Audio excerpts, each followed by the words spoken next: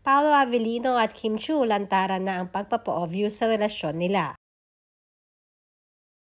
Naging napakasaya nga ng management ng Hyundai Philippines dahil successful ang naging endorsement ni na Kim Chiu at Paolo Avellino nitong nakaraan lamang sa World Trade Center.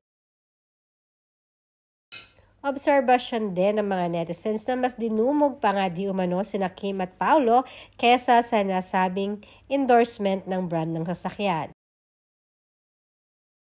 Kinilig din ng napakaraming Kim Pao fanatics dahil na rin sa mga biruan na talaga namang nagpasaya at nagpakilig sa mga manonood. Sa naging event na ito ay sinasabing talagang bulgara na ang pagka-obvious kung anong meron kina Kim at Paolo Avellino.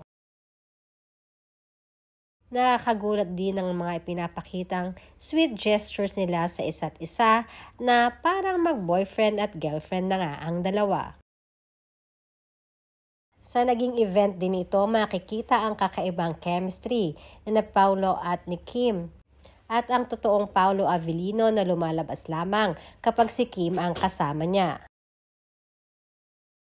Umani din ito ng napakaraming positive feedbacks galing na rin sa mga Kim Pao fanatics at mga netizens na talaga namang humahanga at umaasa sa kanilang totoong relasyon sa isa't isa.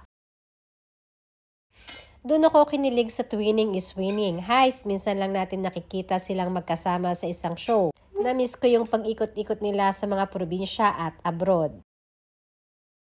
I didn't know that I miss seeing them together until I saw them today. Wow, I did miss them together in one event.